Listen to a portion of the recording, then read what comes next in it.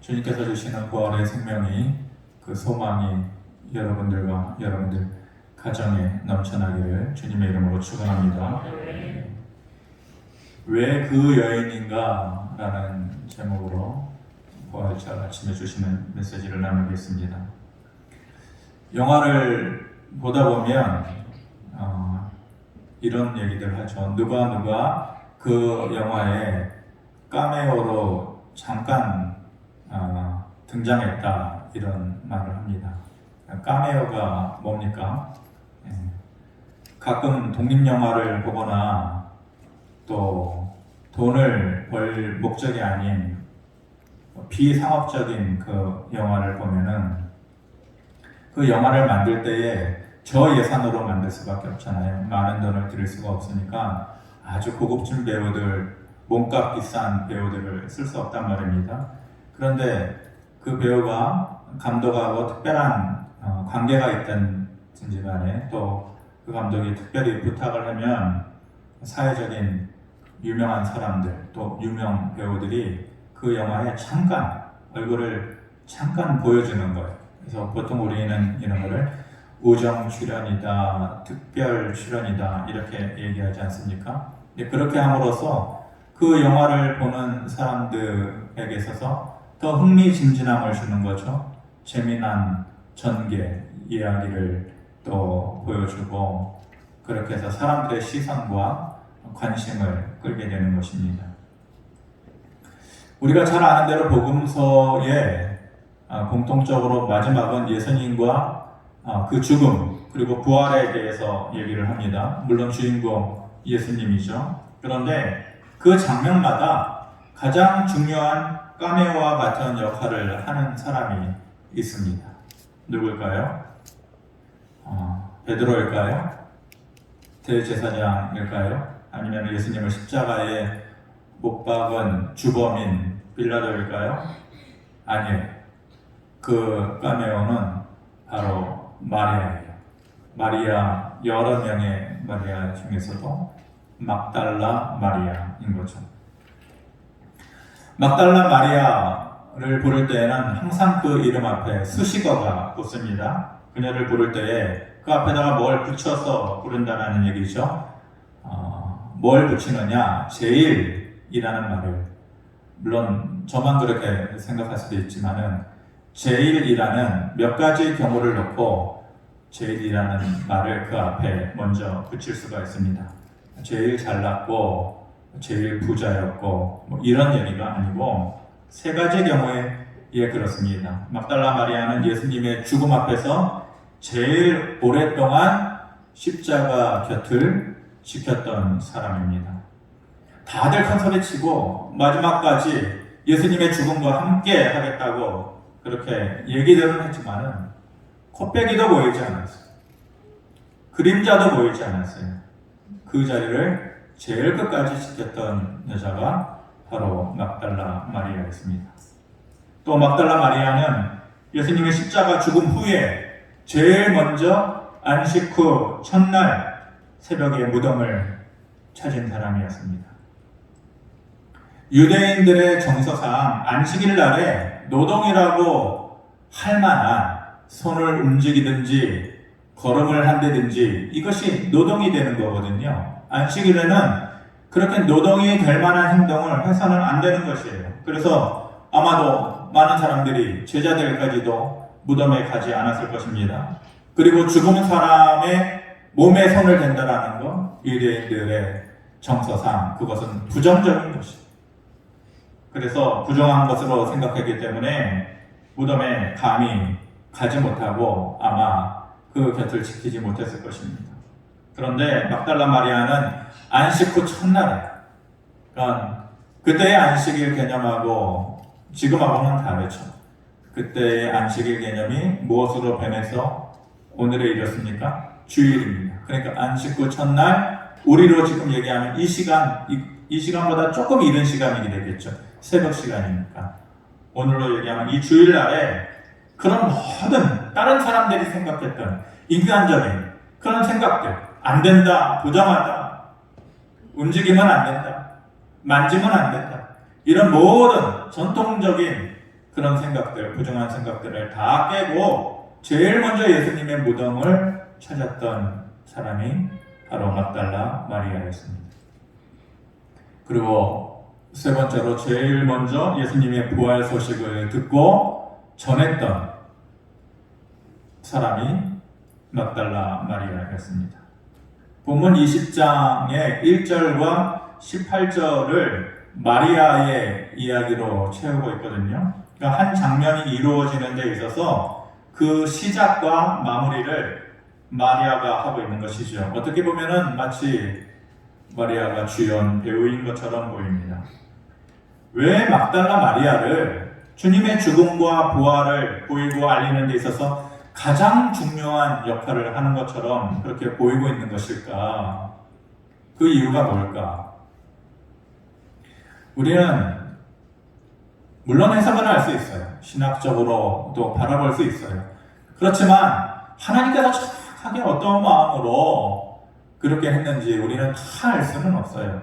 그렇지만 이 시간에 우리가 그 여인의 삶의 모습, 믿음의 모습을 되돌아보면서 왜 하나님께서 그 여인이었을까에 대한 그 답을 좀 찾아보고 싶고 또 그 의미를 부활절을 보내고 있는 우리에게도 좀 조명해 봤으면 좋겠습니다.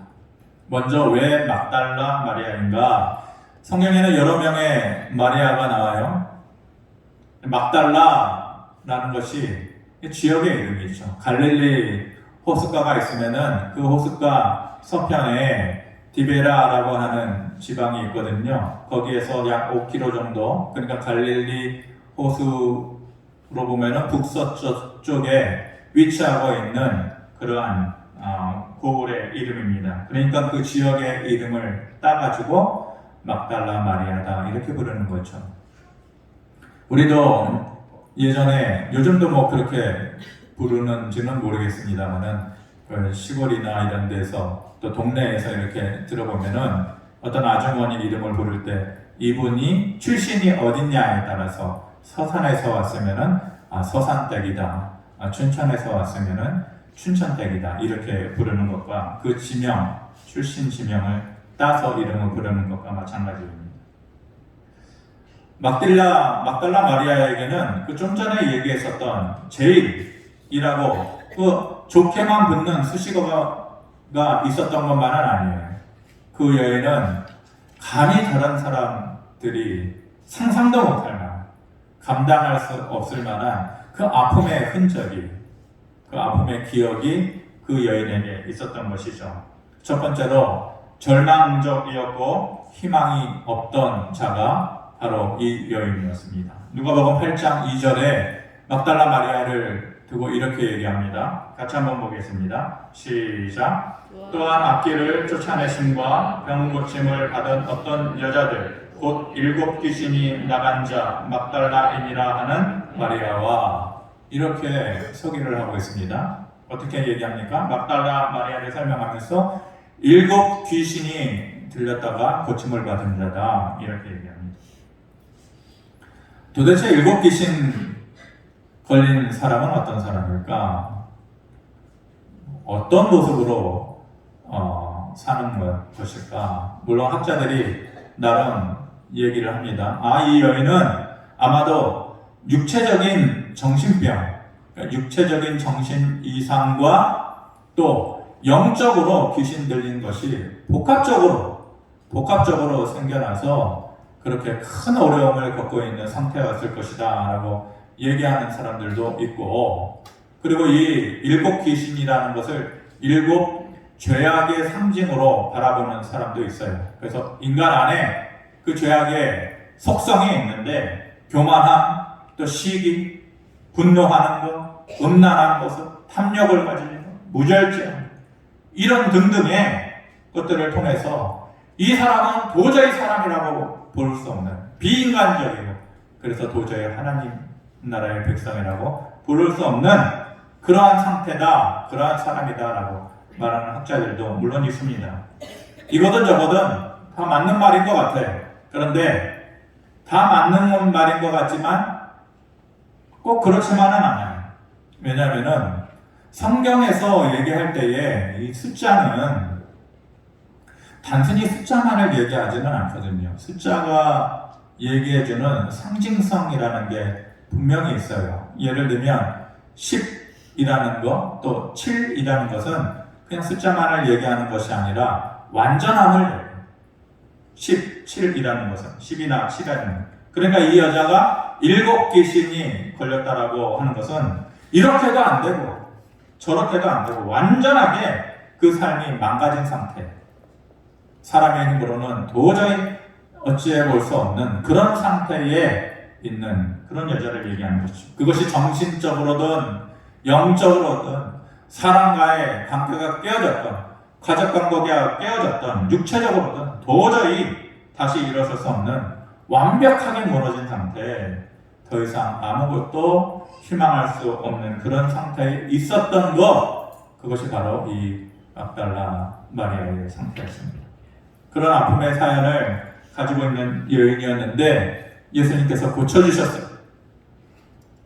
얼마나 기뻤겠습니까? 그때부터 모든 것을 다 내려놓고 예수님 뒤를 따라다니는 거죠. 필요한 것을 예수님 앞에 채워드리고 수발을 들고 그렇게 했던 사람입니다. 가장 가까이에서 예수님의 말씀을 늘 놓치지 않고 들을 수 있었던 기회를 가졌고 예수님께서 보여주시는 모든 기적을 다 경험했던 여자예요. 그렇게 절대적인 존재로 그 여인 앞에 있었던 예수님인데 어느 날 갑자기 아무런 힘도 없는 어린 양의 모습으로 십자가에 그냥 달려서 죽으신 거예요. 모든 것을 다 내려놓고 자기가 가지고 있는 모든 것을 다 맡기고 그 예수님만을 따라다녔는데 갑자기 아무 힘도 없는 사람처럼 십자가에 그냥 못 박혀서 죽으신 거예요. 보통 이럴 때에 이런 상황을 겪는 사람들이 가지게 되는 감정이라는 것이 뭘까? 첫 번째는 슬픔이죠. 당연히 그 마음 가운데 슬픔이라는 감정을 가지게 됩니다. 근데 서서히 그 슬픔의 단계가 지나고 나면은 그 마음속에 허망해지는 마음이 드는 거죠. 내가 무엇을 위해서 이렇게 열심을 했지? 무엇 때문에 이렇게 달려왔지? 허전한 마음이 드는 거예요. 그러다가 자기 자신에 대해서 실망하게 되죠. 거기서 조금 더 나가면은 자기가 모든 것을 바쳤던 그 대상에게 이제 배신감을 느끼는 거예요. 오히려 미운 마음이 드는 거죠. 이스라엘 사람들, 대부분의 사람들이 그러지 않았어요? 예수여, 예수여, 메시아여, 메시아여, 호산나, 호산나 이렇게 했던 사람들인데 그 감정의 단계를 슬픔과 허망함, 그리고 분노, 배신감 이런 감정의 단계를 거치면서 이제는 완전히 등 돌리는 것 아니에요? 아니나 다를까 모두가 그랬어요. 제자들도 그랬어요. 베드로도 그랬어요. 그리고 종려나무를 흔들었던 그 수많은 사람들도 다 그랬어요. 그들은 더했죠. 그런데 그 모든 실망과 그 모든 허무함과 모든 배신감이 예수님을 향한 참된 마음, 진짜 마음을 가지고 있었던 이 여인을 뒤흔들지는 못했어요. 그래서 두 번째로 예수님 곁에 끝까지 있던 자가 된 것이죠. 이 막달라 마리아. 예수님 십자가 지신 모습을 보고 제자들마저도 다 도망쳐서 모습을 보이지 않습니다. 목숨을 내놓고서라도 끝까지 죽음을 지키겠다라고 말한 베드로도 도망가고 없어요. 마리아는 그렇게 말로만 하는 것이 아니라 마음으로 끝까지 예수님을 가까이 했었던 그런 사람이었습니다. 오늘 본문 9절 10절에 그래서 이렇게 얘기합니다. 그들은 성경에 그가 죽은 자 가운데서 다시 살아나야 하리라 하신 말씀을 아직 알지 못하더라. 이에 두 제자가 자기들의 집으로 돌아갔다. 이렇게 얘기를 합니다. 본문의 이야기인 즉슨 마리아가 이제 예수님의 무덤을 찾아가지 않습니까? 근데 예수님께서 부활하셨어요. 이미. 그래서 빈 무덤이 된 거예요. 세마포만 덩그러니 놓여져 있는 거예요. 깜짝 놀라가지고 다급하게 제자들에게 가가지고 그 소식을 전한 거죠. 그러니까 베드로와 다른 제자가 이제 그것을 확인하기 위해서 무덤으로 오지 않습니까? 정말로 얘기 들은 대로 주님의 시신을 쌓았던 세마포는 따로 이렇게 개워져 있고 또 머리를 둘러싼 수건은 덩그러니 또 다른 곳에 있는 거예요. 주님은 보이지 않는 거예요. 그런데 그들이 뭐라고 합니까? 다시 살아날 것이다 라는 그 말씀을 그 당시에 믿지 못했다. 베드로인데 다른 제자, 주님이 사랑한 다른 제자, 아마도 요한이었겠죠. 그런데 그들이 뭐라 그래요? 다시 살아날 것이다 라고 하는 그 말씀을 믿지 못했다라는 거예요. 그 순간. 그리고 나서 어떻게 해요? 그냥 자기들 집으로 돌아가요. 아마도 두려운 마음이 있었겠죠. 그리고 이상한 마음이 들었을 거예요. 도대체 이 일이 어떻게 된 일이지? 성인 남자 7명, 8명이 들러붙어야만 그 무덤 앞에 있었던 그 돌문을 옮길 수 있는데 누가 도대체 이 일을 하느냐? 로마의 군인들이 이미 지키고 있는 그 앞에 아무도 근접할 수도 없는데 도대체 이 일을 누가 했을까? 예수님의 시신은 어디 있을까? 두려운 마음과 이상한 마음만 가지고 그들은 자기 집으로 그냥 돌아간 거예요. 주님의 부활을 믿고 돌아간 게 아니에요. 분명히 아직 믿지 못했다고 얘기하고 있지 않습니까? 그렇다면 그 상황 가운데에서 그들이 집으로 돌아간 것이 잘한 것인가요? 뭔가 이상하지 않아요? 상식적으로 옳지 않은 행동을 하고 있는 것이죠. 어떻게 해야 되는 거예요? 일반적으로는 어떻게 해야 되는 거예요? 찾아와야 되잖아요. 그렇게 따라다녔던 주님 아니에요? 그렇게 보고 싶었던 주님 아니에요? 그렇게 자기들에게 모든 것을 주었던 주님인데 찾아봐야 되잖아요. 그런데 그 근처에 어디라도 있겠지. 그런 마음 가지지 않고 그냥 그 자리를 떠나버린 그 떠나버린 자리. 그런데 그 빈 자리에 이 막달라 마리아 한 여자가 그 자리를 지키고 있습니다. 11절에 마리아는 무덤 밖에 서서 울고 있더니 울면서 구부려 무덤 안을 들여다보니 이렇게 말을 합니다. 빈 무덤만 있던 그 자리에 우두커니 서가지고 울고 있는 것이죠. 그때까지만 해도 마리아 역시 주님께서 부활하셨다라는 믿음이 없었어요. 누군가 그냥 옮겨놓았을 것 같다. 어쩌면 훔쳐갈 수도 있다. 이런 생각에 그냥 있었던 것이에요. 그때 예수님께서 나타나셔서 뭐라고 얘기합니까? 여자여, 어찌하여 울고 있느냐? 너가 누구를 찾고 있느냐? 근데 이 마리아가 동산직인 줄 알았다는 거예요. 그 무덤을 지키는 사람인 줄만 알았다는 거예요.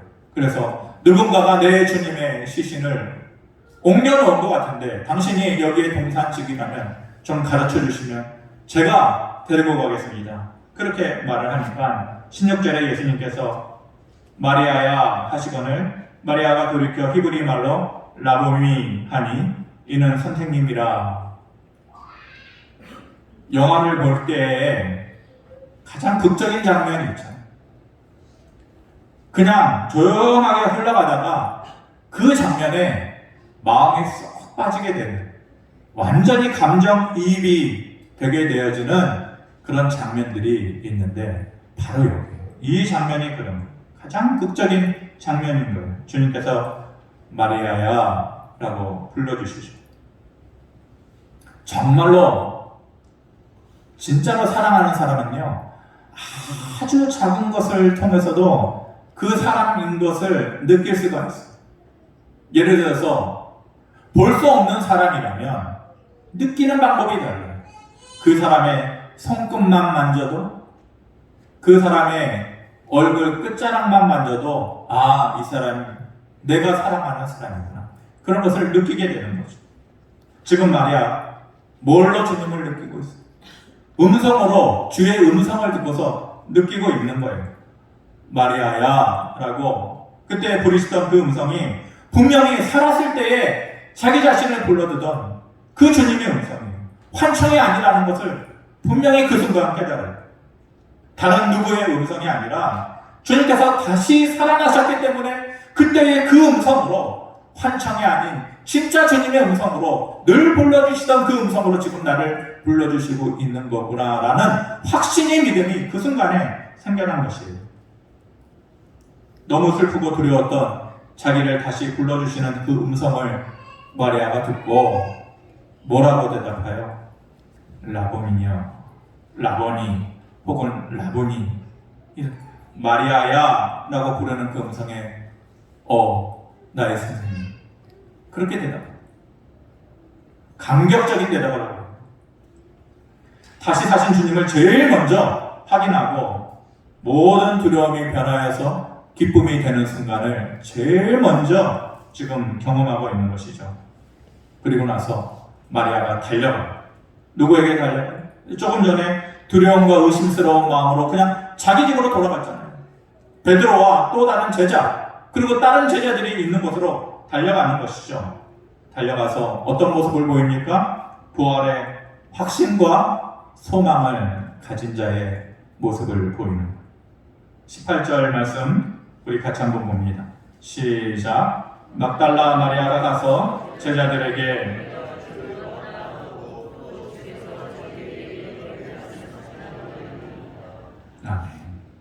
제자들 찾아가서 마리아가 두 가지 말을 합니다. 하나는 내가 주를 보았다. 또 한 가지는 그 주님이 내게 말씀해 주셨다. 이 두 가지의 말을 지금 하고 있는 것이죠. 여기서 제자들에게 전달할 때에 한국어 표현으로는 이르니라 이렇게 얘기하고 있어요. 내가 주를 보았다. 주님이 내게 말씀해 주셨다라고 이르니라 라고 얘기하고 있는데, 원어에서는 이 표현을 그렇게 무덤덤한 표현으로 하고 있지 않아요. 원어는 이 부분을 앙겔로라는 단어를 쓰고 있어요. 무슨 뜻이냐? 선포했다. 주님이 내게 보이셨어. 내가 그 주님을 보았어. 이런 어투가 아니라 지금 제가 여러분들에게 전달하는 더 확실한 어투로 선포하고 있는 거예요.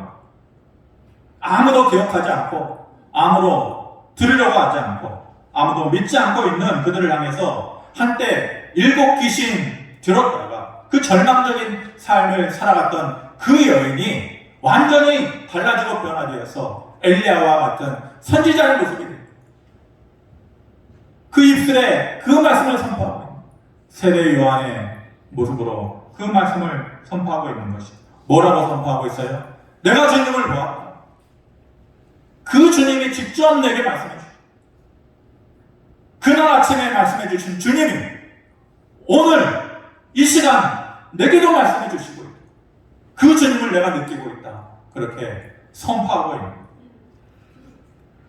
베드로와 다른 제자는 부활하신 빈 무덤을 보고 놀라서 돌아갔고, 또 다른 제자들은 그 소식을 듣고도 어떻게 그런 일이 있을 수 있을까? 오히려 허탄해 있다고 했어요. 누가복음 24장에 보면은 그 소식을 들었는데, 아니 어떻게 그런 일이 있을 수 있어? 아니야. 의심하는 마음을 넘어서서 허망한 마음을 가졌다고 했어요. 그 당시에 똑같은 것을 보고 똑같은 소식을 들었어요. 그런데 누군가는 두려워하고 대제사장과 바리새인과 같은 사람들은 그 사실을 숨기려고만 하고, 도마와 같은 사람은 의심하기만 했어요. 그런데 딱 한 사람, 막달라 마리아만이 그 부활을 맛보면서 기뻐하고 있는 것이죠. 오늘 우리는 그 주님의 부활을, 시간이 지났지만 그 부활의 감격을 똑같이 느끼겠다라고 그 마음을 품고 이 자리에 왔겠지만, 정작 우리의 모습은 어떻습니까? 어떤 사람이 주님의 부활과 그 기쁨과 소망에 동참할 수 있습니까? 잘 믿는 것 같은, 큰소리 뻥뻥 치던 베드로와 같은 사람입니까? 아니면 논리적이고 계산하기 좋아하는 도마와 같은 사람입니까? 대제사장과 서기관들 같은, 요즘으로 얘기하는 목사와 같은 그런 종교적인 권위를 가진 사람들이 예수 그리스도의 부활의 소망과 기쁨에 참여할 수 있습니까? 아니에요. 막달라 마리아와 같은 여인인 것이에요. 아니, 막달라 마리아와 같은 여자여야 되는 것이에요. 우리 자신이 아픔을 이겨내고 살다 보면 다른 사람들은 주님의 십자가를 보면서 원망할 때가 있어요. 신앙생활하다가 그런 위기를 겪지 않는 사람이 있나요? 그런 낭떠러지에 떨어져 보지 않은 사람이 있나요? 살다 보면 주님의 십자가를 생각하면서도 원망할 때가 있어요.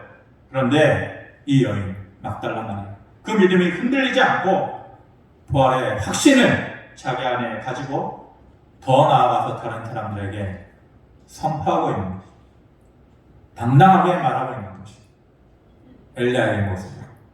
세례요한의 모습. 왜 그 여자인가에 대한 답이 여기에 있는 것입니다. 말씀을 마무리하겠습니다. 브래넌 매닝이라고 하는 기독교 작가가 있어요. 그 사람이 아주 멋진 말을 했습니다. 아주 깊이 있고 의미 있는 말인데, 성경이 남겨둔 길은 두 가지뿐이다, 이렇게 얘기를 했습니다. 그 두 가지 길이 뭐냐? 우리가 부활을 믿어서 나사렛 예수를 믿을 수 있든지, 그 부활을 믿지 않아서 나사렛 예수를 믿지 않든지, 이 두 가지 길만 있다, 그렇게 얘기해요. 모든 신앙을 다 아우러서 가장 중요한 것이 무엇이냐? 바로 그 주님의 부활이라는 거예요. 뭘 믿느냐? 뭘 붙잡느냐? 뭘 보고 가느냐?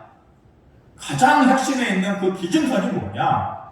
주님의 부활을 믿고 예수 그리스도를 따라가느냐? 그 부활의 감격이 없이 무덤덤하게 살아가면서 예수를 믿는 길에 서지 않느냐? 딱 그 두 가지만 있다라고 얘기를 하면서, 기독교 신앙의 가장 핵심이 뭐냐? 용기를 동원해서 예수 그리스도의 현존하는 부활의 예라고 답하는 것이다. 여러분, 뭐가 좀 멋있는 말처럼 보이지 않습니까? 야, 이게 뭔가 내용이 좀 있는 말처럼 보이네. 그렇게 보시지 마시고 이 말씀을 한번 느껴보시기 바랍니다. 기독교 신앙에 내가 믿는다라고 하는 그 모든 모습의 가장 핵심이 뭐냐? 용기를 동원해서 예수 그리스도의 현존하는 부활의 예라고 답하는 것이어야 한다라는 것입니다. 무슨 말이냐? 현존하는 부활, 뭐예요? 그 부활이 2000년 전에 일시적으로 있었다가 끝나버린 그 사실이 아니라 현존하는 부활, 지금 나에게 이루어지는 부활이에요. 지금의 부활이라는, 지금의 소망이고 지금의 생명이 나에게 이루어지고 있는 현존하는 부활이다라고 하는 것에 어떻게 대답해야 된다는 거예요? 예, 그렇죠. 목사님 좋은 말씀이고 어렸을 때부터 들어왔던 말씀이에요. 예, 맞아요. 맞습니다. 나는 게 아니고 용기를 동원해. 이게 중요해요. 용기를 동원해. 예라. 무슨 말이에요? 믿음이 없어요. 부끄러워요. 자기의 삶이 한때 막달라 마리아와 같은 일곱 귀신 들린 것과 같은 부끄럽고 절망적이고 희망 없고 자신 없고 그래요. 그런데 뭐가 필요한 거예요? 용기가 필요하다는 거예요. 내 자신의 모습은 그렇지만은 용기를 동원해서 이게 뭐예요? 앙겔로 선포하는 거예요. 나는 아니지만, 나는 못하지만, 나는 그 기준을 차지 않지만은 용기를 동원해서 선포하는 거예요. 앙겔로 하는 거예요. 내가 하는 게 아니고 주의 은혜를 받아서 성령의 도우심을 따라서 용기를 동원해서 당신의 삶에 현존하는 부활이 있습니까? 당신의 삶에 현존하는 소망과 기쁨이 있습니까? 그것이 당신의 것입니까? 그 부활의 소망이 지금 너에게 지금 이루어지고 있습니까? 아닌 것 같아요. 하지만 성령에 의지해서 앙겔로 하겠습니다.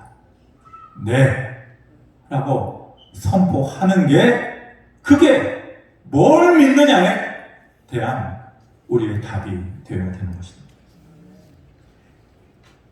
7 귀신 들린 것과 같았던 그 마리아와 같은 삶일 수 있어요. 우리의 삶이 그럴 수 있어요. 어떠한 과거의 아픔이 우리에게 있었든지 간에, 아니 지금도 그러한 아픔들 간에 우리가 잠겨 있든지 간에 현존하는 주님의 그 부활, 나에게 있는 부활, 지금 나에게 있는 부활, 크든지 작든지 간에 그 생명력이 나에게 느껴져서 내 입술로 내가 주를 보았다. 주님이 직접 나에게 말씀해 주셨다. 주님께서 직접 내 손 잡아주셨다. 주님께서 직접 나를 이렇게 세워주셨다. 그렇게 안결로 선포할 수 있는 저와 여러분들의 삶이 되어지기를 주님의 이름으로 축원합니다. 아버지 하나님,